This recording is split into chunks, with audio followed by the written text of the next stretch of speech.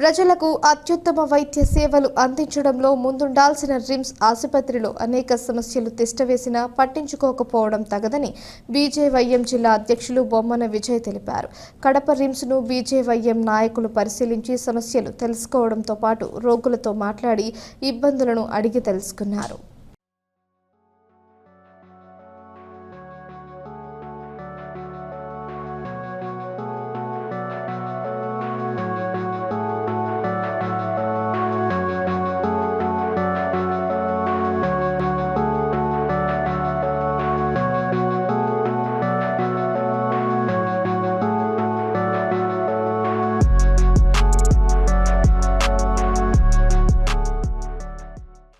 కడప నగరంలోని ప్రభుత్వ రిమ్స్ హాస్పిటల్ను సందర్శించడం జరిగింది.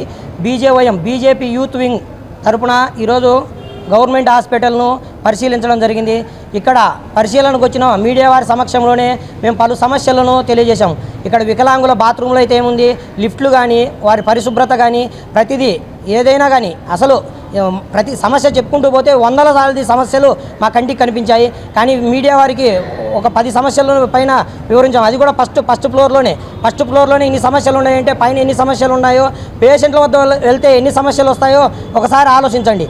ఇక్కడ అపరిశుభ్రత ఉందంటే దాని అంతటికి కారణం రిమ్స్ అవుట్సోర్సింగ్ కాంట్రాక్టర్ బాలనాగిరెడ్డి గారు.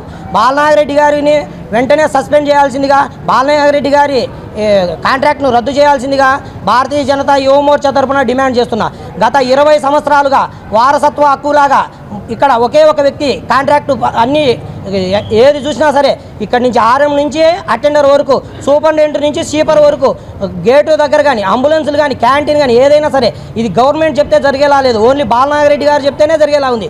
ఇది వారి సొంత వారసత్వంగా ఏదో మన పూర్వీకులు గుడి కట్టిస్తే ఆ గుడిలో మాకు పూర్తి హక్కులు ఉంటాయంటారు కదా, అదేవిధంగా హాస్పిటల్ కూడా వారికి హక్కులా ఉన్నట్టుంది. గత 20 సంవత్సరాలుగా అనేక ప్రభుత్వాలు మారాయి. ప్రభుత్వాలు మారినప్పటికీ ఇక్కడ ఒకే ఒక వ్యవస్థ జరుగుతుంది, ఒకే కాంట్రాక్ట్ జరుగుతుందంటే దాన్ని ఒక్కసారి మీరు పరిశీలించాలి.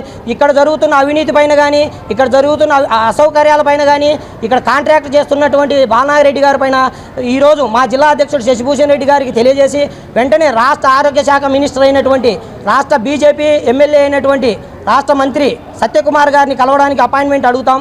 అడిగిన వెంటనే భారతీయ జనతా యువ మోర్చా తరఫున వెంటనే వెళ్ళి విజయవాడకు సత్యకుమార్ గారికి ఇక్కడ విజువల్స్ను కానీ ఫోటోలు కానీ మాకు ఇక్కడ ఇచ్చిన పేషెంట్ల వాంగ్మూలాన్ని కానీ మేము రాష్ట్ర మంత్రికి తెలియజేస్తాము. అలాగే ఇక్కడ ఉన్న అధికారులు ఒకసారి ఆలోచించి పేషెంట్లకు సేవ చేయడానికి వచ్చామా, నాయకులకు సేవ చేయాలని వచ్చామా ఆలోచించండి. ఎవరు మీకేం ఏ ప్రభుత్వం ఏమి మీకు శాలరీలు ఇవ్వట్లేదు. మీకు శాలరీలు ఇచ్చేదంతా ప్రభుత్వమే. గత పాలకులు అంటే మీ ఇష్టం వచ్చినట్టు జరిగారు. అలా కాదు. ఇప్పుడు కొత్త ప్రభుత్వం వచ్చింది, కొత్త ప్రభుత్వం ఏర్పడింది. దరిదాపు 3 మంత్స్ అవుతుంది కొత్త ప్రభుత్వం ఏర్పడి. ఇప్పుడే మీడియా వారి సమక్షంలో మేము చూపించాం. అక్కడ జగన్మోహన్ రెడ్డి గారి ఫోటోతో జగనన్న ప్రాణవాయువు అనే ఉంది.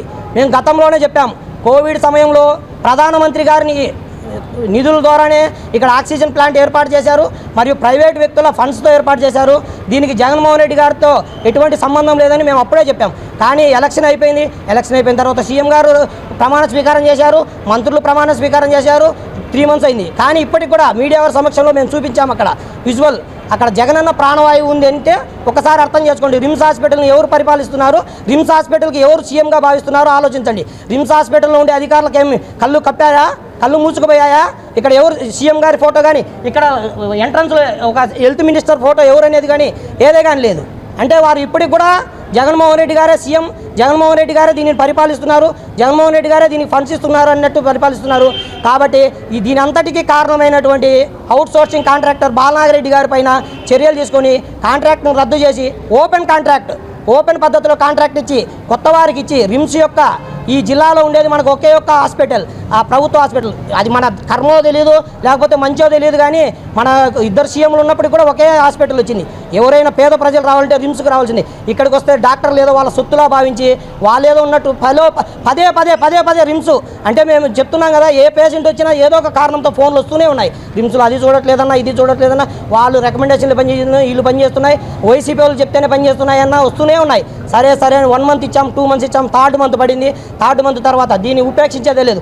ఈ రోజు కానీ దీనిపైన చర్యలు తీసుకోకపోతే రాబో రోజుల్లో రిమ్స్ ఎదురుగా భారతీయ జనతా పార్టీ యువ మోర్చా తరపున పెద్ద ఎత్తున ధర్నా చేసి వీరందరిపైన చర్యలు తీసుకునే విధంగా సీఎం దృష్టికైనా తీసుకెళ్తామని మరోసారి తెలియజేస్తున్నాము.